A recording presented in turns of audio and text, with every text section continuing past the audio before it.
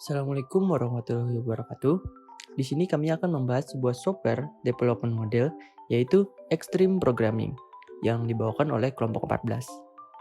Yang beranggotakan saya sendiri, Ahmad Rizky Habibullah, dan teman saya, Muhammad Wahyuni. Table of Content atau daftar isi.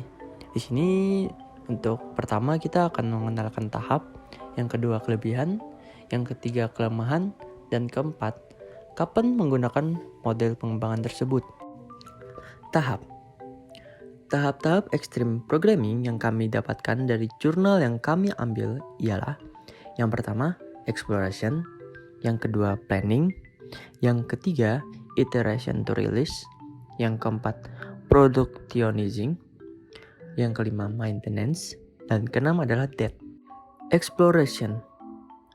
Pada tahapan ini, klien mendefinisikan fitur yang mereka harapkan ada pada sistem yang akan kami buat, dan di saat yang bersamaan, tim pengembang menyesuaikan dengan tools, teknologi, dan praktik-praktik yang akan digunakan pada proyek. Planning. Pada tahapan ini, requirement yang telah ditentukan pada tahap sebelumnya dipecah menjadi user stories dan ditetapkan prioritas pengerjaannya untuk kemudian disepakati konten yang akan dibuat pada rilis awal atau small release. Iteration to release. Pada tahap ini, pengujian ekstra dan pemeriksaan kinerja sistem dilakukan. Dari kegiatan tersebut terdapat kemungkinan ditemukannya perubahan sistem dan kesepakatan harus dibuat mengenai perlu tidaknya perubahan tersebut diikutkan pada small release atau disesuaikan untuk rilis berikutnya. Pada tahap ini, lamanya iterasi dipersingkat menjadi 1 minggu. Productionizing. Tahap ini ialah pengujian ekstra dan pemeriksaan kinerja sistem dilakukan. Dari kegiatan tersebut, terdapat kemungkinan ditemukannya perubahan sistem dan kesepakatan harus dibuat mengenai perlu tidaknya perubahan tersebut diikutkan pada small release atau disesuaikan untuk rilis berikutnya. Maintenance.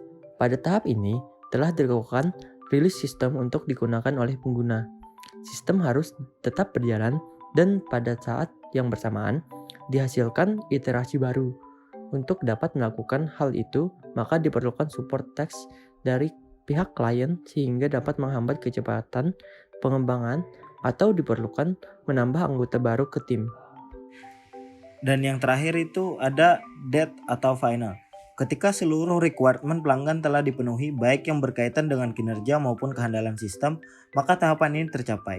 Pada tahapan ini ditulis dokumentasi sistem yang diperlukan karena tidak ada lagi perubahan baik pada arsitektur, desain, maupun pengkodean. Tahapan death juga dapat tercapai ketika sistem tidak dapat memberikan hasil sesuai requirement yang dibuat atau biaya yang dikeluarkan untuk pengembangan lebih lanjut menjadi terlalu mahal. Dan yang kedua itu ada kelebihan. 1. Meningkatkan kepuasan kepada klien. 2. Menjalin komunikasi yang baik dengan klien. 3. Membangun sistem dibuat lebih cepat. Dan yang keempat, meningkatkan komunikasi dan sifat saling menghargai antar developer. Yang ketiga itu ada kelemahan. 1. Cerita-cerita menunjukkan requirement dari pelanggan kemungkinan besar tidak lengkap, sehingga developer harus selalu siap dengan perubahan karena perubahan akan selalu diterima. 2. Tidak bisa membuat kode yang detail di awal, prinsip simplicity dan juga anjuran untuk melakukan apa yang diperlukan hari itu juga. Dan yang ketiga, XP, tidak memiliki dokumentasi formal yang dibuat selama pengembangan. Satu-satunya dokumentasi adalah dokumentasi awal yang dilakukan oleh user.